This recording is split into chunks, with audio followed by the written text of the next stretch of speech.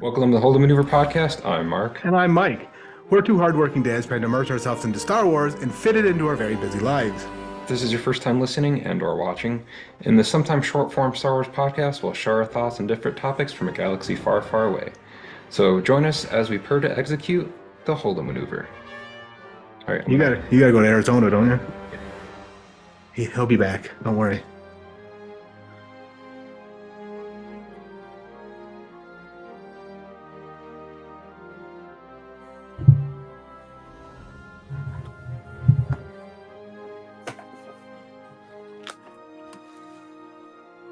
Hello, welcome back.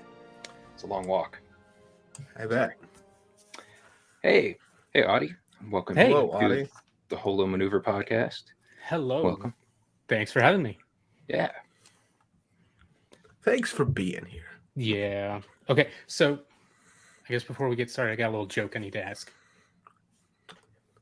What is Thrawn's favorite form of measurement? Mm-hmm. One, two, skip a few. No idea. The Imperial system. I'll be here for the night. Nice. So this week we have Mr. Audie Norman, artist. Audie Norman joining us. This is his handiwork right here that you may have seen in every single episode that we've been filming this. Yes. Kind of continuing our theme of having lovers of Ted Lasso talking about Star Wars with us. We're slowly indoctrinating Mike into Ted Lasso too. He is the Bo-Katan of this. He's accidentally joined the cult of Lasso. Yes, bring it. I was told there's free cookies. That's why I showed up. Yeah, just like the dark side. Biscuits. We call them biscuits. Okay. Oh, yeah. I forgot. It's English. Right. And you have to share them with the boss. Mm-hmm. But well, then I quit. Yeah. So this week we're gonna be talking about the newest episode of Mandalorian, season 3, episode 7, chapter 23, the Spies. But before we get to that, there was that's a lot of numbers. There was some news out of Celebration. Mike and I talked in length about the Ahsoka trailer. 30 minutes. 30 minutes. 30 minutes stretched into about an hour and 20 minutes. But with some of that was released there was a few other things that we wanted to talk about with Audie as far as also getting like your thoughts on the Ahsoka trailer too. So one of the things that came out of Celebration was they released said that there's going to be a new film with Rey at the forefront of it, leading a new Jedi Order that's set 15 years after Rise of Skywalker. So I thought that was pretty interesting. What are your guys' thoughts about that? Like Audie and then Mike. I think it's super interesting to bring Rey back into it and have it be Daisy Ridley coming back to Star Wars. I think with all the ways that the fandom has handled the sequel trilogy in all those different ways, it's really interesting that they're coming back to Rey and bringing her back to do this. I mean, it's logical considering the way that it ended with the last movie, that who else is going to do this? But I mean, we'll see. It'll be interesting to see if all the stuff that is happening all over the other Star Wars properties leads into that at all. But yeah, I think it's super interesting. I think like a lot of people, I would really hope Finn would be brought into this somehow, but Agreed. I don't know if they're doing that, and I don't know if he wants to do that. So not as of the last time I heard him interviewed. Right, exactly. So, we'll see. How about you, Mike? I'm all for it. I mean, I guess it's like Audie said, makes logical sense. It's what they did. She was the one who has all the information. and Hmm. so it makes logical sense. The sacred texts. Exactly. Right. They didn't burn in that tree. Obviously, now we have confirmation of other Jedi still around who could join her new cult, if you will. Um, Yeah. I can't imagine they won't bring people we've been seeing all these series in.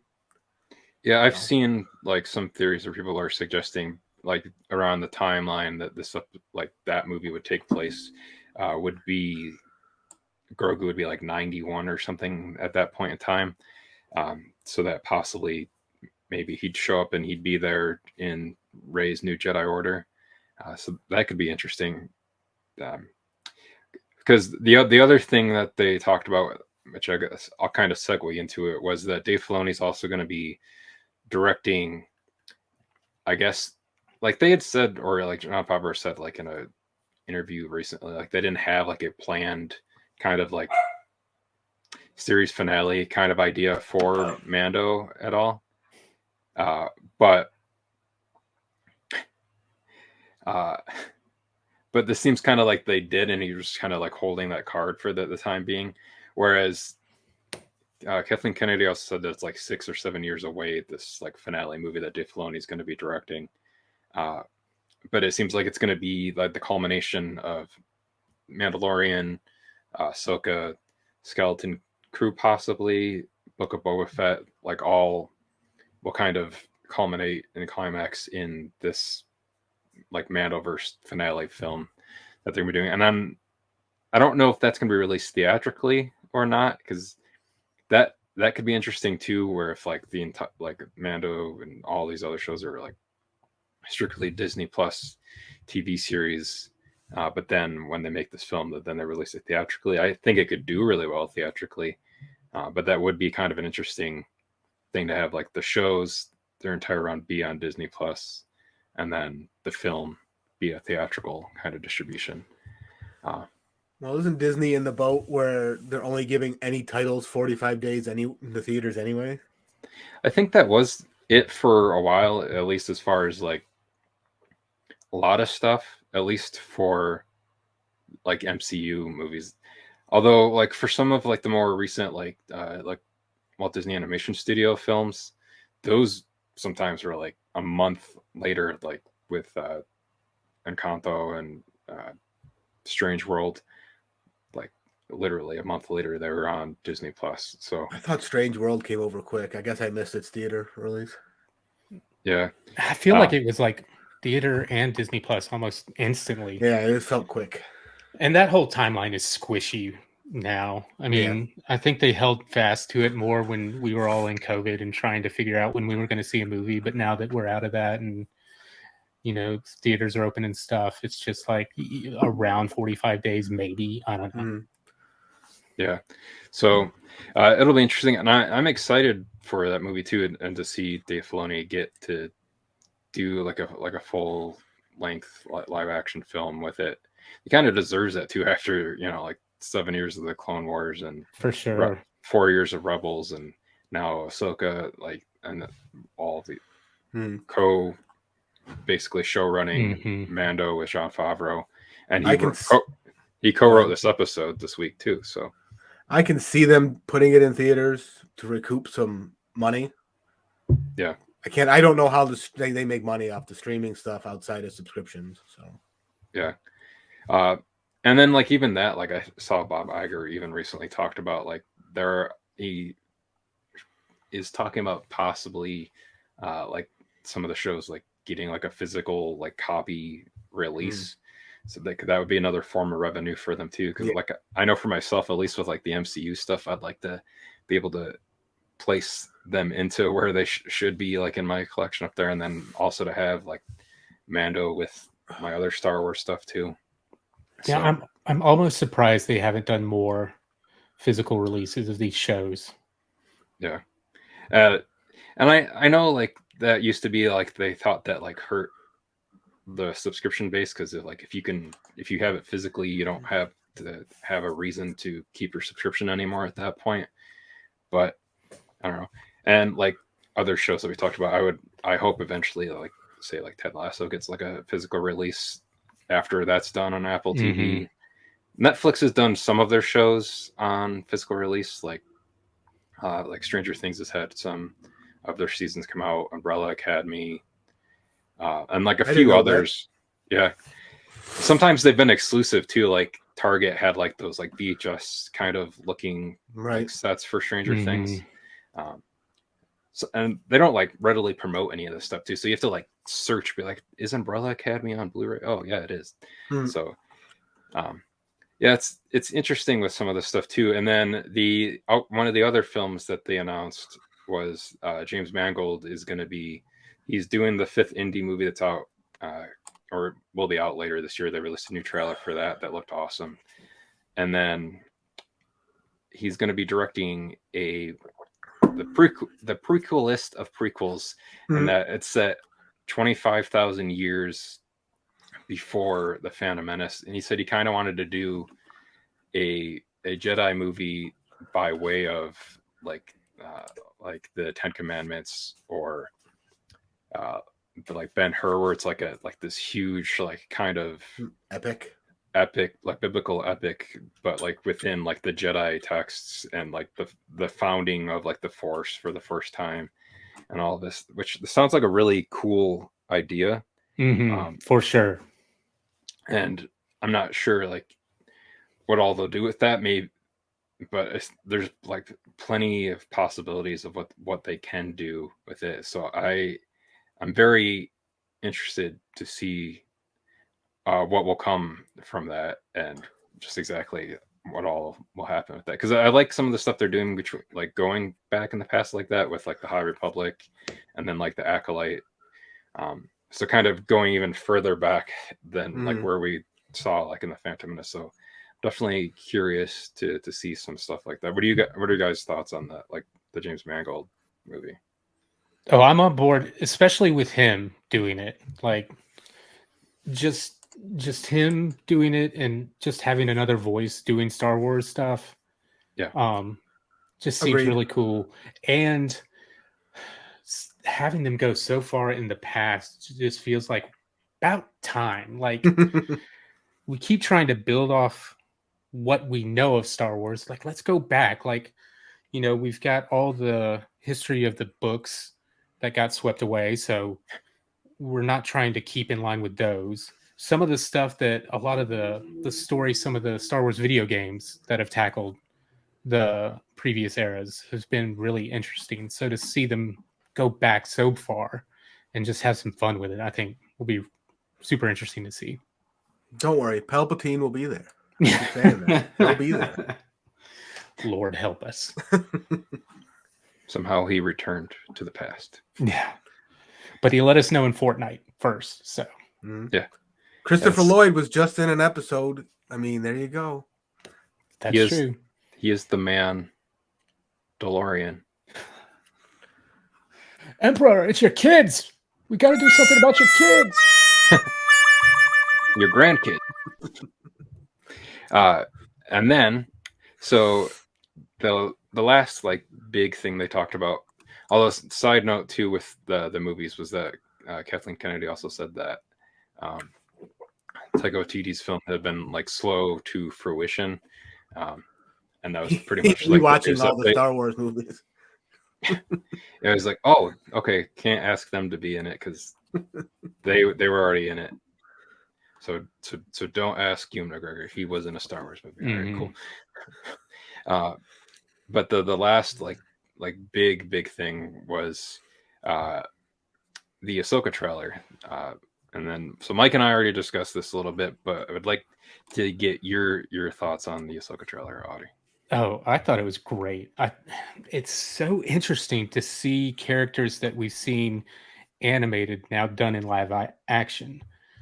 And it seems like they have really, for the most part, nailed the casting of those people and done a great job of bringing them into this live action world. Because, you know, with Rosario Dawson as Ahsoka, we were all of us, and you know, watching that Mando, we're like, yes, that's awesome. Wasn't she like the dream choice on the fan base? Oh, for sure. Oh, for sure. I mean, she's Yeah, I just think incredible, and what just was it, Boss Logic? I think he did like art like way back of like her like mhm, uh as Ahsoka, and then I think maybe Dave Filoni saw that. I think that's what she said in like some interview she did at Celebration it wouldn't this week. surprise me. But then, especially seeing Sabine, because I think that's a character, especially with the Mandalorian stuff going on. Everybody's like, "Where the heck is Sabine? Why is Mm. she not in the Yeah. middle of all of this?" And I feel like this is where we're gonna get it. She's driving a bus in Auburn, New York. Yeah. Yeah. That was our childhood bus driver's name. Oh, was yeah. Sabine. Oh wow. That was a deep cut Auburn, New York reference for all of our listeners that went to elementary, middle, and high school with Mike. Going and I back guess. 25 years. But yeah, and so that's before we get into talking about Mando. That's something that I'm wondering if maybe, like any possible maybe kind of segue connections of what we'll get in the Mando finale that'll kind of like lead us to August for Ahsoka, where maybe Sabine shows up in the finale as like part of like another sect that comes in, or just as herself, I guess. And the other thing there too, because we'll talk about this too, is like they showed Thrawn in that trailer, or they showed the back of his head. ears, and then they did confirm, I think like the next day, that it was going to be not what's his name, Stellan's Lars. Lars, yeah, Um, Lars Mickelson, Nicholson, yeah. who did the voice on Rebels too. So You were he'll thinking be coming Stellan back. Skarsgård, and he was in Yeah, Andor. Yeah. I had Andor on the brain there, but yeah. So I am very excited for Ahsoka as well. And then And when it comes to Lars, like, yes, he does the voice. If you have not seen when he was in Sherlock, you know he's going to be able to pull this off live action. Like, I forget the character he played, but it was like like incredibly menacing, and it was just like giving you chills whenever he's on screen. So it's like, oh, I can't wait to see him in blue makeup as Thrawn. What is with So all the many- blue people in the movies lately? so many Mickelsons in the Star Wars universe. Yeah, if he's half as good as Mads, we'll be all set. Yeah, I don't think we have to worry about that. Yeah. I think we're good. but segueing from that, that's where we'll start talking about this week's Mando. So we're going to be talking about the 7th episode, the penultimate episode of season 3, titled Chapter 23, The Spies, which is directed by Rick Famuyiwa, and it was written by Jon Favreau and Dave Filoni, and it premiered yesterday, of the date we're recording this, on April 12th of 2023. And the brief synopsis for it was: survivors come out of hiding. Yeah, they do. They're so informative with those synopses. Yeah, this is kind of like a thing that I like nowadays, where it's funny for like the synopsises synopsi that we get for different TV shows that are trying not to spoil the episode you're going to watch. Where it's like, I remember ones for like Walking Dead was like, Rick walks somewhere, and that was like the thing. Or like there was like one for like Stranger Things or something like that. Like even in that, where it's just like 11 goes to the mall, and that's like the synopsis for it. I mean, in that vein, like, as someone who just clicks next, watching everything, I don't read the synopsis, so. I was going to say the same thing. Like, I don't even bother to read the synopsis when I'm coming to watch this episode. I'm just like, play. Stop giving me menus. Play. That's just get it. Go now. Yeah, I almost think like with like the synopsis that they give you for a lot of this stuff, like nowadays, is almost kind of like a bygone thing. Like that would have been like in the TV guide. Scroller, So the preview channel. It is nice to, and I also almost try to avoid them too, like on like platforms where they do dump the entire season in the first day, because I feel like if your eyes all the time, if your eyes accidentally like like fall down the screen slightly from the episode that you're about to watch, just having that page open to play the episode you're going to watch is a spoiler, because you might accidentally see, and it says, "Oh, in episode 6, this such and such," going to be like, "Oh, so I guess they're alive." You're in that binge episode." watching So, all wrong. You I'm shouldn't even not. be- The thing is, I'm not trying to look at it, but like my peripheral vision can see it. They're like just bringing up the page. It's already on there. You gotta be So, quicker than that. You gotta. Yeah, Train your eyes not to look at that crap. but too many years of working at Blockbuster trained me to watch and look at things differently, especially from how many times I saw trailers play over and over and over and over again within a work shift. I've figured out like how trailers are edited in such a way where you know like what part of the movie is being shown here in this part. So it's, I can usually tell what the end of the movie is like within a trailer nowadays just by watching whatever it is. Trailers do that half the time themselves. So yeah, I hate going to Regal because like before the movie they make a commercial with stuff from the movie. Oh man, and it always includes like stuff you haven't seen yet. Sorry, someone else wants to be. Oh jeez. Hi, Sylvie. She agrees. Hello. Okay. So, okay, Sully. For anyone just listening to this, my dog is attacking me with love right now. So didn't make it any better. So the opening for this, what were kind of all like your initial thoughts on this episode? We'll go round robin with Audie first, then Mike, and then myself. Okay, so this was an interesting one. This season has been really interesting how it's like they bounce to stuff really quickly and then they take their time with stuff. And I feel like they did that with this episode. Like I feel like the first episode of this season was like bouncing all over the place to bring everybody together. And they go ahead and do that. And then they started taking their time. And I feel like this episode was kind of bouncing all over the place so that they could take their time for that final battle at the end of it. But I still thought it was interesting, all the things that they did, all the things we're learning about who's in charge on the Imperial side and what they're wanting to do, what's happening with all these Mandalorians, and then having that clash at the end. How about you, Mike? I kind of echo a lot of that, especially the part where they bounce around just to get to the big battle in the end. I believe in our notes I mentioned like all these problems they've had this season have seemed inconsequential in the amount of time they're being given just to get to a gunfight of some fashion, which I get it. That's the exciting action part. So, and then this season has been a lot of world building, so it's been slow and it's been like, what's going on now? We kind of understand with all this revelations that came from Celebration. But this, I loved everything they did in this episode. I thought it was a great setup for the finale that we're gonna get.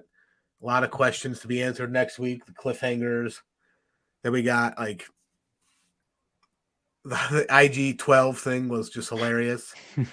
So I always love good comedy in Star Wars. Yes. That was my favorite part. Just him in that suit, just living it up. Mm-hmm. Yeah. I would echo again both like of what you guys said. And just like on that too, I have some thoughts about the IG-12 thing. Which definitely have some thoughts about that. But overall I liked the pacing for this episode. The cinematography for this episode was really good too. I liked a lot of the shots that we got of this. He did a really good job with it, and he's had a lot of the episodes this season too. So I believe he's also going to be working on Ahsoka. I think I saw that he was announced as one of the directors for that too. So that'll be pretty cool. But I thought the writing was done really well in this. and I have many thoughts about like this opening thing too. So I guess we'll kind of just go from there too. So this opening, we have Moff Gideon is informed by Elia Kane of the Mandalorian's intent to retake the planet, and this whole like opening sequence too, like with like the rainy Coruscant. We've talked, I think, a couple episodes ago about like how it felt very Blade Runner esque. If that what we said before felt Blade Runner esque, this feels more Blade Runner esque just because of like all the rain, the neon, like in this futuristic kind of looking city. She's even like wearing almost like a duster jacket with like the huge collar like Harrison Ford is wearing in those movies, or Ryan Gosling's wearing in the Blade Runner 2049. So I liked all that cinematography like in these opening shots, and then we get her talking with we have the reveal of her talking with Moff Gideon, which I think most of us knew. Like, Yeah, he was definitely still alive. We just didn't know like the extent to what it was. That was the consensus. And then like he relays this info to the Shadow Council, which is like a group of Imperial remnant warlords, which we've kind of been hinted at during the season 2, which were like the people that destroyed Bo's castle, and like these other rumblings of like warlords that were like doing other stuff throughout the galaxy. Right.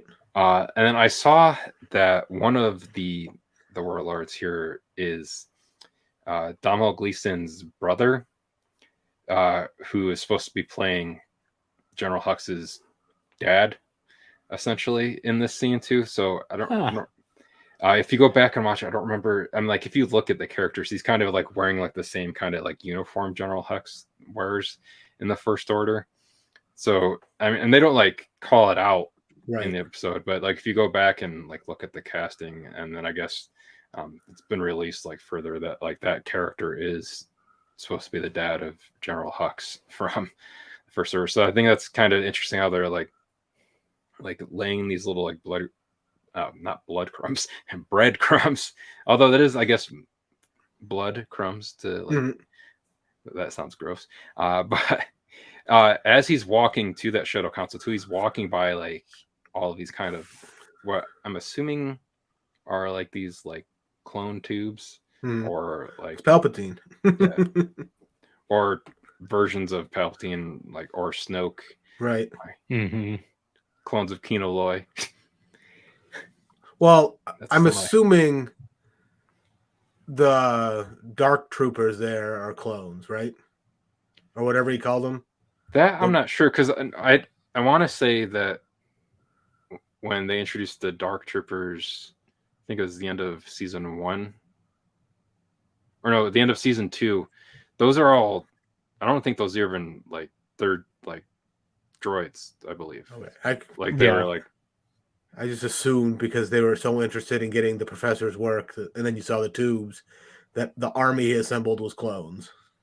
Yeah, but which is funny because he like kind of played it off in his speech to them. It's like, yeah, we know clones, whatever. It's like when he's secretly doing that. Yeah, like everyone's like playing games like against each other here in this, because they're all bad guys. But they're all bad guys to other bad guys too. So now in this too, he also requests like reinforcements from them and questions Captain Pelion on the absence of Grand Admiral Thrawn, suggesting that the council should choose a new leader. So I think, Mike, you also had a note about this too, like with the Ahsoka trailer. Yeah, I didn't know if the timing of the trailer was ruining the reveal in this, or if it was always like planned that trailer was going to come out before this episode.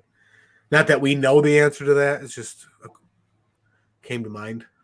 Yeah, and it could be interesting. Like I suggested, maybe that Sabine shows up next week. Maybe Thrawn shows up next week too, again to like lead into Ahsoka, because I'm pretty sure that's the next like live action series we get, because we'll get Visions in May, and then. I think the next one after that is Ahsoka in August.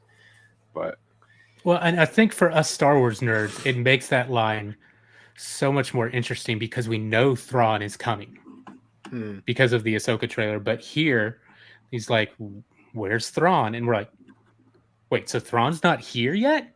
Okay, interesting.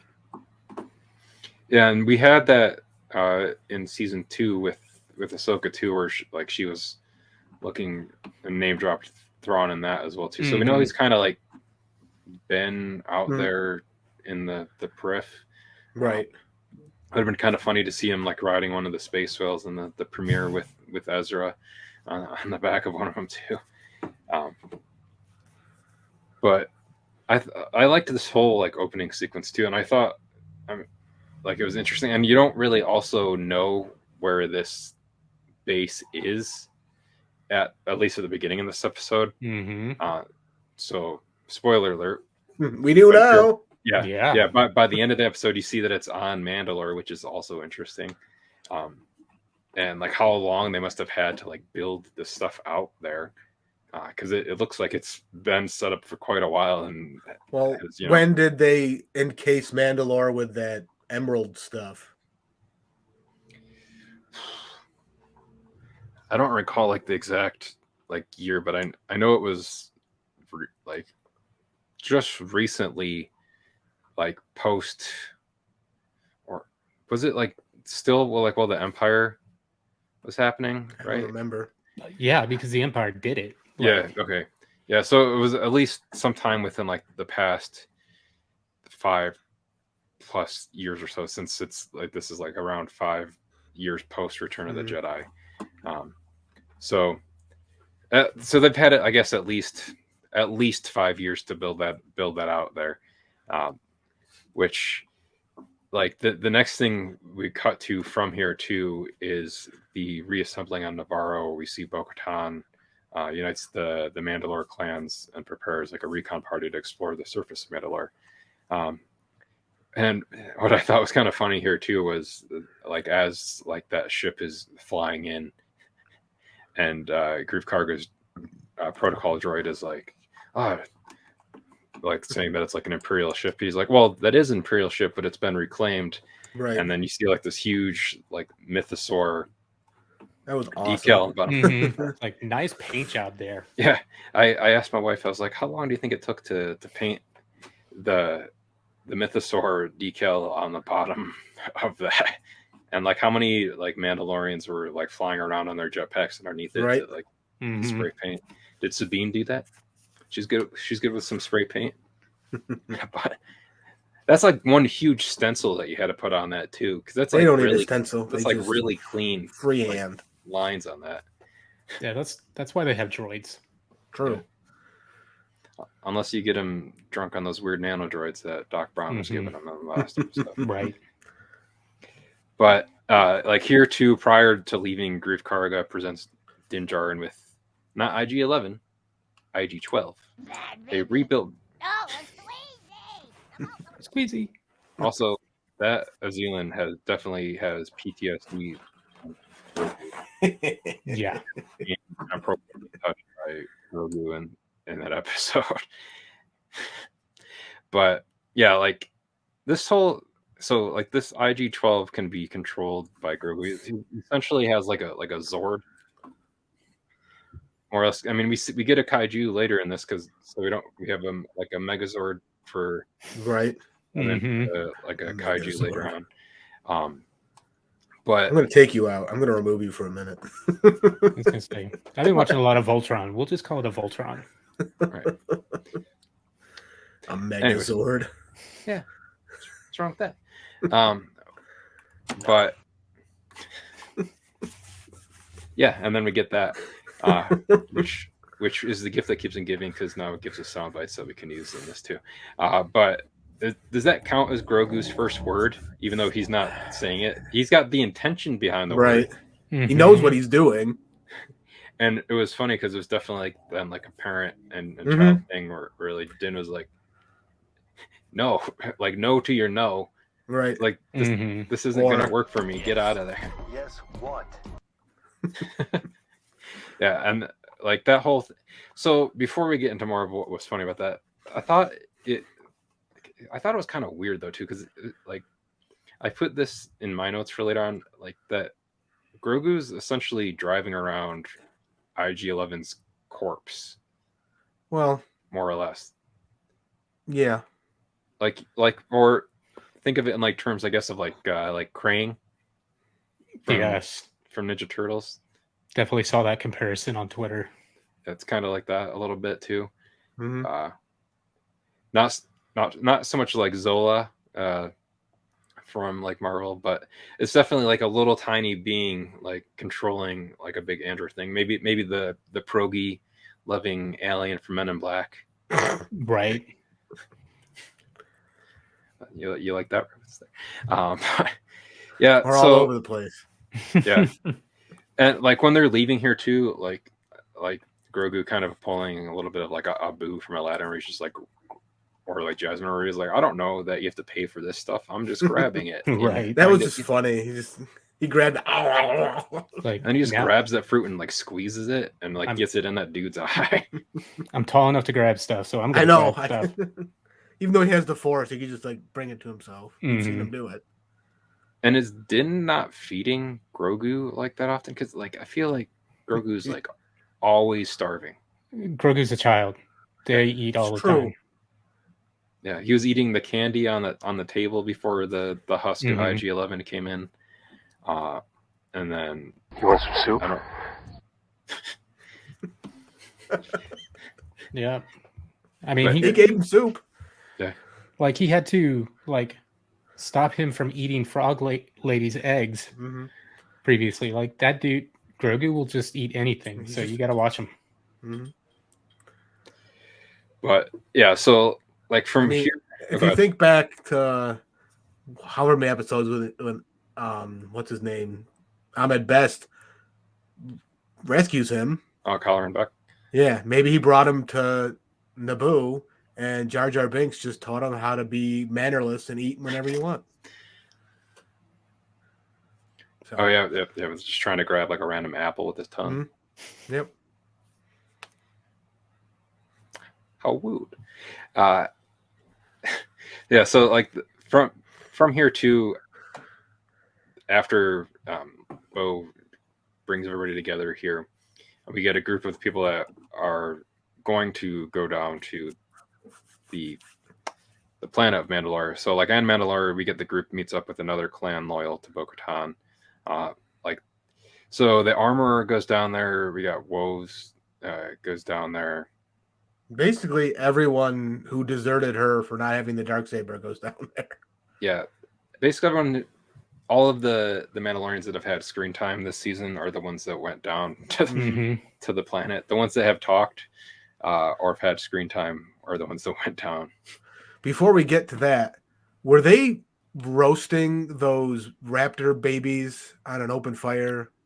Oh, were they? I didn't notice that. They Yeah, were if you go roasting back some and kind of look- flying thing. I didn't think about it being the babies, but I was like, oh, That's pterodactyl where my mind barbecue. went. I was like, did they just literally destroy the foundlings that we thought were going to become Mandalorians But and these eat foundlings, them? these foundlings aren't working out. We're just gonna have to make some. Speaking of not feeding Grogu, and I mean, they could have just sold him to Moff Gideon. He's got a good chicken restaurant. So it's true. It did Yeah. blow up. Yeah. Several times. yeah. So this was interesting too. I liked this kind of like shot we got, which was kind of like this like solar, like spaceship like on the planet, which felt reminiscent to me of from Rebels. There's an episode in that where we come across like these like three older clones that are kind of like on essentially what is like a boat or like a sailboat like on like this desert planet, and that it's in the same vein, like that's what it reminded me of in my head, but it also kind of reminded me of Count Dooku's like solar ship that was in space in Attack of the Clones that we saw there, just like on the actual like ground Mhm. of the I planet. expected to see Johnny Depp at the helm. But yeah, I did kind of like these like piratey kind of raggedy like looking like Mandalorians that they were on, essentially kind of like a Mando pirate ship, just Mhm. surviving. At, And they they've didn't there notice basically the entire time. nothing that the Empire was building. Didn't Right. notice a thing. Or so they say, because I Right. mean, this episode is called "The Spies." Now I have my own kind of assumptions on who at least one of the spies is. I've been saying it all friggin' season. Who I think it is. I mean, it could be more than one. Like, but that Well, would, it was spies plural. yeah. Mm-hmm. But none of them said doctor to each other, so they're not spies like us. Spy. But yeah, so like this whole sequence I thought was interesting too, like with them, because like this group meets up like as they're like basically sailing across the planet. Paz Vizsla and Wolves are basically playing like Mando chess or like a version of it, and then they start sparring each other. And I like this conversation that like Bo and Din are having, where like neither of them can really like break it up, because then it shows like favoritism towards one or other of the sides. So then Grogu goes in and says no with his sweet sound bites. No. Essentially, what he does. Just And Bo's like, "Oh, you taught your son well," and he's like, "Oh, I didn't teach him that. You didn't learn that from me." Which I like this whole sequence there too. And although I guess wouldn't it technically Grogu be part of like Din and like the armorers kind of sect of them, so it's still kind of technically, but it's interesting that both of them respect Grogu when he comes in between them enough to stop fighting. Yeah, you can't hit a child.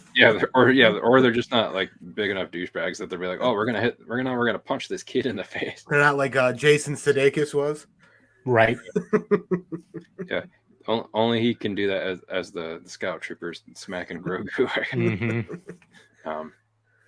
Yeah, I like this whole sequence was interesting. And then like from like while this is happening, like the ground starts rumbling, and like this huge thing, like kaiju sized Godzilla, I don't like beast thing, like comes up from underneath the ground. And at first I thought that was gonna be the mythosaur. And like, I think everybody did. Yeah, and like I was like, oh, okay, so is Bo gonna like ride the mythosaur here and like tame it or something? And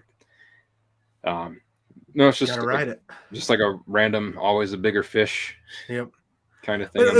It was so random, like because this thing's encased in that emerald stuff, and then chooses that moment to strike. Like, and then they got away from it pretty easily too.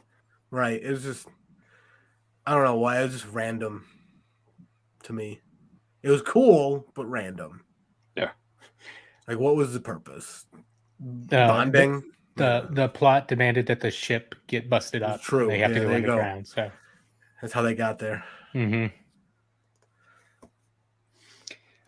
So then from here,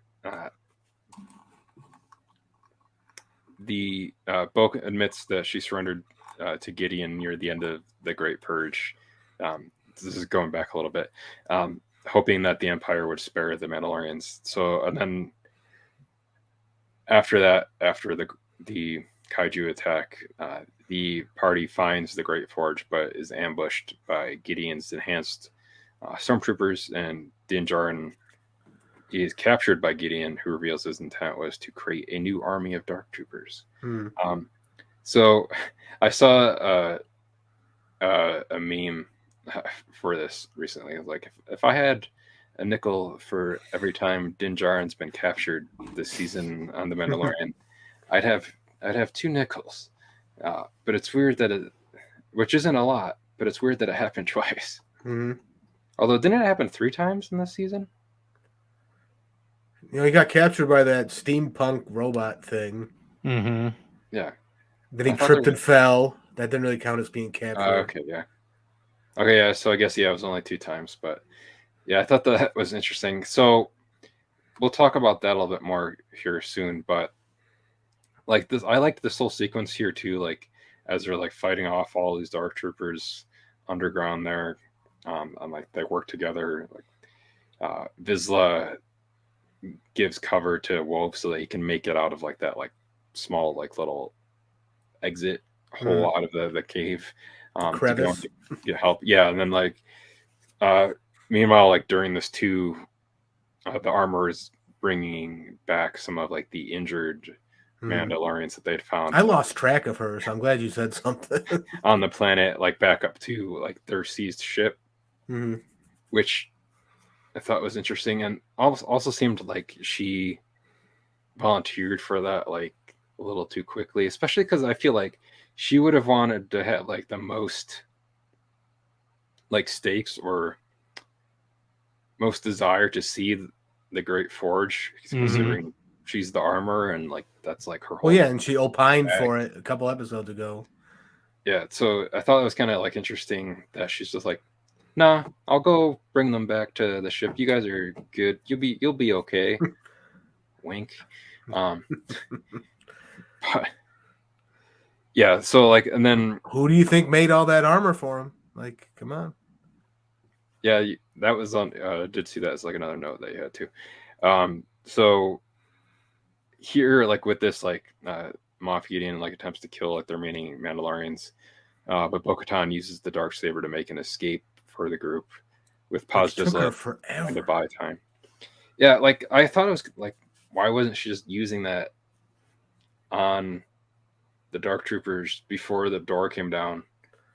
I mean, I don't know. I guess they're like Paz just said, there was like a lot of them, and she's not a Jedi, so she can't be like there, like just like deflecting like all the shots with it. Like she's good with it, but she's not like. Maybe it doesn't do that. Yeah, because it is slightly different than other lightsabers. So like this, before we get to like the ending of, so what did you guys think of like this whole kind of like sequence of events, like within like the Great Forge and like the cave area here with Moff Gideon and the Dark Troopers and everything? Audie and then Mike. Well, I thought it was interesting. I liked how it was like they immediately hear jetpacks, and like it's like the Mandalorians are specially tuned to hear jetpacks, or jetpack flying wherever they're coming from. Yeah. As soon as they started chasing them back further into the cave, even before they got to Moff Gideon, I was like, this is looking less like a cave and more like Imperial hallways. What's going on here? And then the reveal that this has been a secret base for Moff Gideon was just like, oh, holy crap. Like, and just seeing how much Moff Gideon has a hard-on for Mandalorian stuff, and like to the fact that he made his armor to be like a Mandalorian. It's like, the Mandalorians will continue in me. And I was like, okay. Okay. Because it feels like the way they've been using Gideon almost felt like if they weren't going to bring back Thrawn in any way, he was going to be the kind of Thrawn here. But the fact that we're going to get Thrawn and Moff Gideon acting the way he is, I'm like, this, like, just his ego now already makes me think they're setting something up where he's going to come to blows with Thrawn, and that's not going to end up well for him. Right. Yeah, because they even have kind of like that same kind of ideal where like they're very intrigued by like whoever they're going after is like culture. Like that's like Thrawn's whole thing. Like they do that a lot in Rebels with like him and like Hera's like family and like her culture and whatnot. And like his like whole thing is like you get to know your enemy or like a culture by like their art. So that's almost kind of like what you're saying, like is like Moff Gideon is like he almost respects the Mandalorians so much that he wants to be a Mandalorian, but he doesn't want there to be any more of them other than himself. Right. So yeah, like in what you were saying too, like even like his helmet is even like reminiscent of, it looked very close to the armorer's helmet, where it had like the Mandalorian type like horns on it too. So I don't know, but yeah, I No, like go what ahead. you're saying there. I was just saying I agree with Audie, and like maybe it could be interesting if we see like maybe like Thrawn versus Moff Gideon, because we already see like all of, like the Shadow Council doesn't agree with one another anyways. Mm-hmm.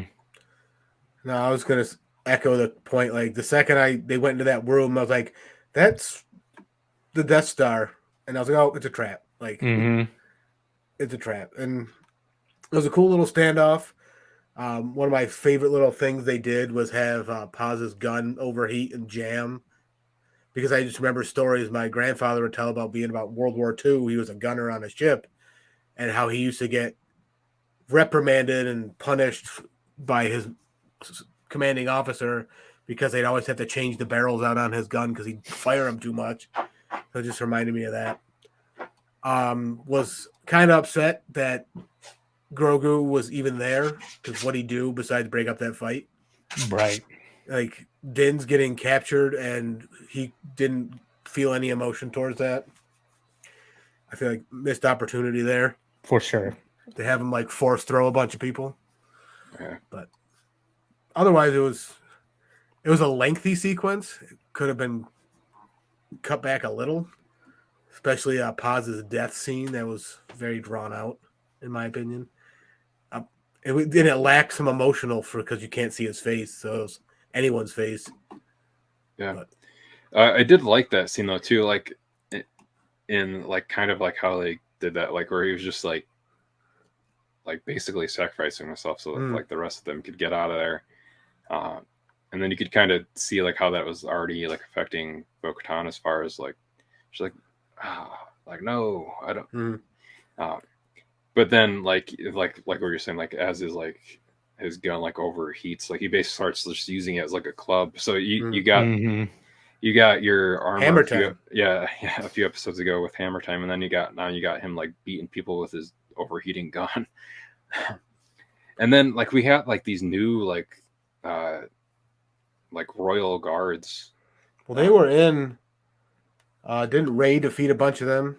Yeah, Praetorians. Yeah, Praetorian guards. Like they looked similar but a little bit different, but they had like these like new kind of spears that were kind of in the same idea as, I think I said this an episode or two ago, but they're kind of like in the same idea as like those spears that like Grievous's kind of like guards had. It's not like the same exact thing, but it has like this kind of it's similar enough energy. Yeah, like an evolution on of it, almost. like because the Praetorian guards in The Last Jedi, like their energy was definitely solid red. You know, the Empire red. So this being like more of a purplish maroon felt like that evolution from Grievous's guys and their sticks that they had that could go toe to toe with lightsabers. Okay. I feel like we've seen those weapons before though, and I don't know where to justify my feeling, but like these exact versions. No, just like that style where they got the electricity on the outside, and they're just like clubs and shit that people hit each other with. Yeah, I think it's because there's also like another similar thing to it is like the First Order trooper that calls Finn a traitor, and he's got like that club that like kind of like turns around. Yeah, that's kind of the similar energy on it. I think like all this stuff's kind of like in that like it would be like in that same line of weapon, I guess, just with like that similar kind of energy on it. But yeah, like that's how the episode basically ends with Vizsla sacrificing himself. Din is captured at that point, and the rest of the armor is going back to the ship with the Mandalorians that they found, and then Bo and the other Mandalorians are basically making an exit, and I'm assuming going back to that ship as well too, but I'm not sure how because the armor already left with that ship. So, which again, like I said, if she's very sus as she's been this entire season, that basically cuts them off from being able to escape the planet from there. So that's where I think your Mythosaur prediction comes in. Is they're in the mines, they need something big, Yeah. So that's where the episode ends. But so with our closing thoughts, what are like some of your favorite moments from this episode, The Spies? So go with Audie first, then Mike, and then I'll close that out. Okay. First off, I really liked the Shadow Council and getting kind of confirmation that there is a Shadow Council of Imperials. It kind of lends more to what Carson Teva was saying.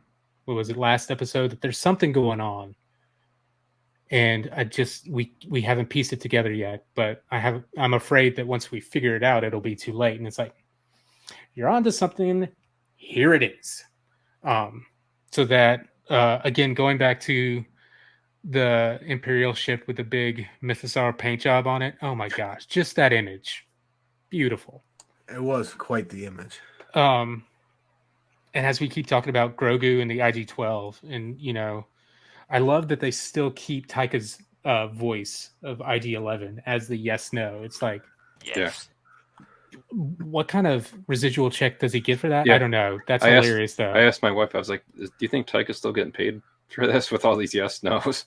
Oh, I'm sure he does something. It probably falls in the vein of a sampling. Yeah. So no. But then just Din's reaction to it all is just like, oh my gosh, you stupid kid. Why? And then also in the suit, how some of the Mandalorians are ready to immediately grab him and fly him wherever they need to go. It's just like, okay, fly. Yep. But even before that, the little conversation Din had with Bo-Katan when she's sitting there just like lamenting this isn't going to work. And he's like, it's got to work. I mean, this is our history. And if anybody can do it, it's you. Because I've seen what you've gone through. And I respect you, and I am with you. And just that one line of your song is not yet written. I will serve you until it is. And you're just like, okay. It doesn't feel like that's romantic in any way, but at the same time, it seems incredibly romantic in the classic sense of, literature and stuff. And it's just like, Dad gummit Din Djarin, how can you be so dang good? And then just Paz freaking Vizsla taking on everybody at the end, letting them get away. One other thing I've got to say is Katie Sackhoff. Good Lord, can that girl act in a helmet? Because you hear the passion of her saying, no, you've got to come with us. Nobody is dying here. And he's like, bonk, hit the thing. No, somebody's got to die here to make sure everybody gets away. And I think the first time they didn't just shoot the door closed. Like every other Star Wars thing, they shoot the door closed. Mm-hmm. But again, Paz Vizsla, like it feels like him as a character has had this small arc of getting better and better, even though we had the stupid fight on the boat. Just him just taking out troopers right and left when he knocks one down and just throws him off the cliff. And like we said, his gun overheating and just them physically showing you how freaking hot that gun is with every shot and getting super orange and everything was so much fun to watch. And then him beating the guys with it. And then when the Praetorian guards come out, it's like, okay, little shield, little knife. I don't care. I'm going to do what I can. Like, I wish he had at least gotten at least one of them somehow, But yeah, that was a nice ending for him. Yeah, I echo majority of that. I do think we're gonna I was expecting to see the Mythosaur again. It's too big of a plant to not have a payoff, whether it be this season or next. My thought is there's going to be some dissension after this little fallout. I don't know whether it's going to be led to believe that Bo led them there to be slaughtered or something along those lines where half are going to split up and then she's going to need to get this beast out, or she's going to go to the bathing waters and the beast will help her, or something's going to happen with the Mythosaur. I don't know what. Mm-hmm. The ship with the skull painted on the bottom, I didn't expect that. That was just cool. I always enjoy when they did it in Andor and they did it here where the Star Destroyers are in the atmosphere, just flying above the planet. I just love that shot all the time. Yeah, and They then you can't- get like more of that sense of the scale of the ships in Yeah. relation to Mhm. other stuff, because you can't really do that as much in space because it's just kind of like Yeah, space. I've enjoyed, like, that's something they started with the sequel trilogy and kept it going in the series. Is you see the destroyer and the ships on the ground more. Not you get to see the scale Mhm. of what they built. There's so much unexpectedness in this episode for me. I enjoyed that because, like, the previous ones, they've done so much world building and backstory build up. I was just like, okay, where are we going? Like, where's the central story that we just keep abandoning? And this was all like kind of starting to pay off. And then with the announcements coming out, I understand now. I'm still confused why Grogu did not use the Force to help at all, Mhm. except break up that fight on the ship. Like, don't understand.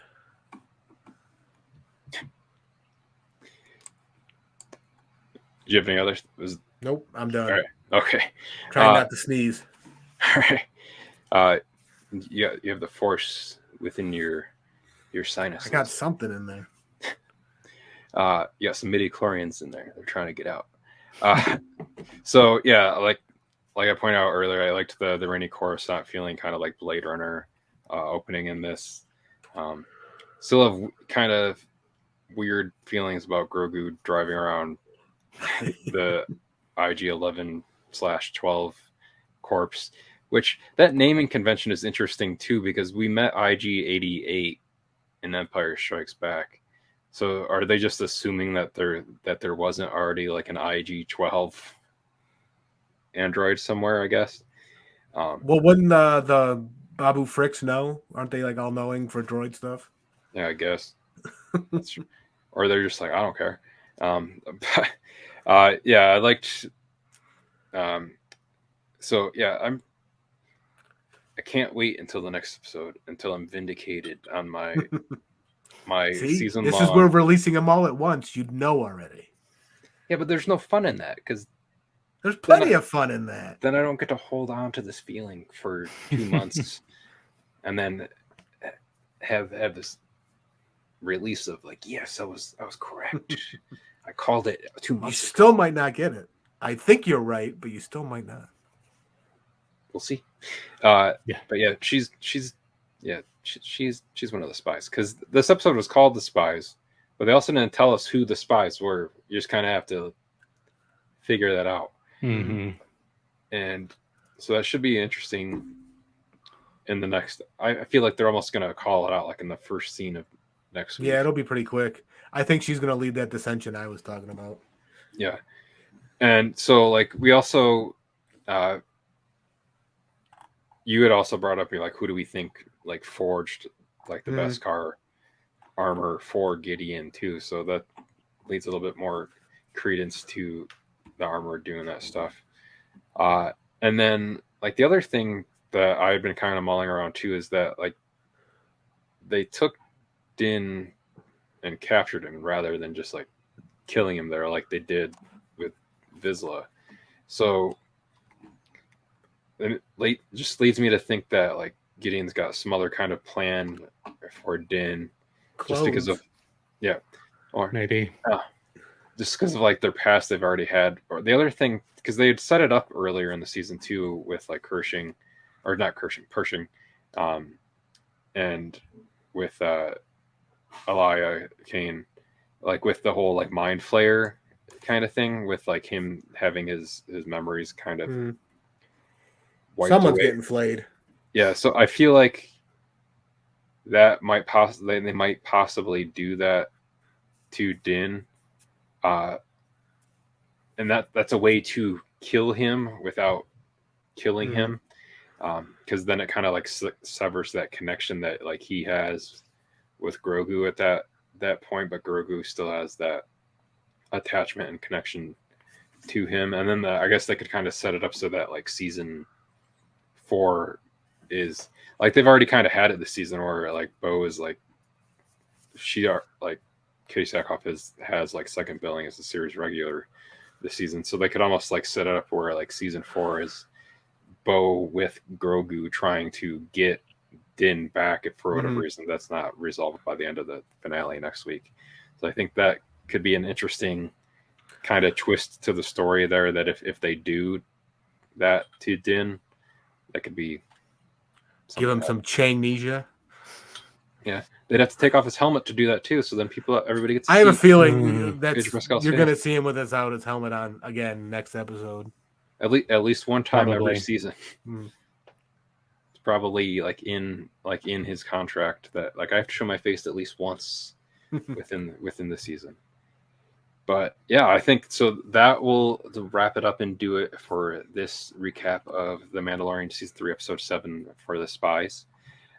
Next week we'll be talking about and recapping the season finale of season 3 of The Mandalorian, which looking forward to that. It's going to be a long week. Yeah, and we'll have to see how long that episode's going to be too, because sometimes they've kind of been leaking how long the episodes are, and I want to garner my expectations appropriately to what the runtime is for the episode, because that runtime is usually also including the credits too. So right, I have to wager that in. But if you guys are listening to us as just the audio podcast version, you can leave us a review on Spotify or Apple Podcasts. There helps us out, helps other people find us too.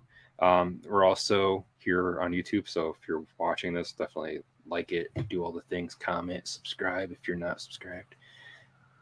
There's a reason people say all this stuff in the videos. It's because you gotta get, but you can find us on social media at HoldoPod, Twitter, Instagram, Facebook. We're also HoldoPod here on YouTube too. You can find Mike and I on Instagram and Twitter as well too. All the stuff's in the show notes. And then where can they find you, Audie? Mostly at Twitter and Instagram these days. The Audie Norman. Nice. And Audie is below his face. an awesome artist as well too. So he's done this, but he also does a bunch of other awesome art too. A lot of it is Ted Lasso themed, or at least in the past years. Yeah, I've definitely done a lot of Ted Lasso stuff. So kind of fell off of my stuff I was doing earlier this year for health reasons, but yeah, a lot of Ted Lasso stuff.